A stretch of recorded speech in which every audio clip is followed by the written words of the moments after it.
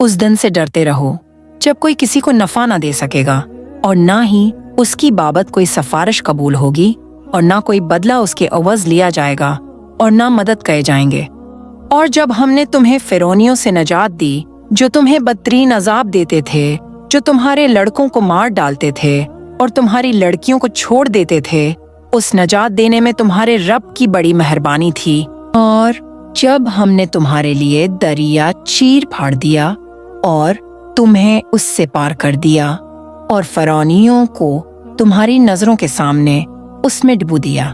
और हमने हजरत मूसा अलैहिस्सलाम से 40 रातों का वादा किया, फिर तुमने उसके बाद बछड़ा पूजना शुरू कर दिया और जालिम बन गए, लेकिन हमने बावजूद उसके फिर भी तुम्हें माफ कर दिया ताकि तुम शक्र करो। और हमने हजरत मूसा अलैहिस्सलाम को तुम्हारी हिदायत के लिए किताब और मौजिज़े अता फरमाए। जब हजरत मूसा अलैहिस्सलाम ने अपनी कौम से कहा कि ए मेरी कौम, बछड़े को माबूद बनाकर तुमने अपनी जानों पर जुल्म किया है, अब तुम अपने पैदा करने वाले की तरफ रजुआ हो करो,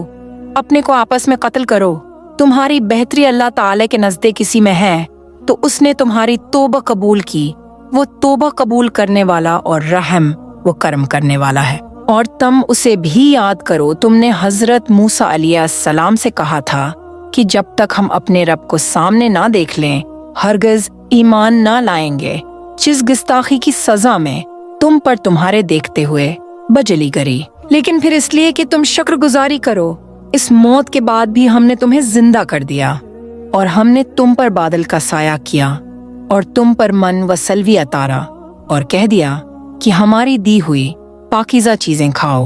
और उन्होंने हम पर जुल्म नहीं किया, अलबत्ता वो खुद अपनी जानों पर जुल्म करते थे। और हमने तुमसे कहा कि इस बस्ती में जाओ और जो कुछ जहाँ कहीं से चाहो बाफरागत खाओ पियो और दरवाजे में सजदे करते हुए गुजरो और ज़बान से हुत्ता कहो, हम तुम्हारी खताएं माफ फरमा देंगे और नेकी करने वालों को और ज्यादा देंगे।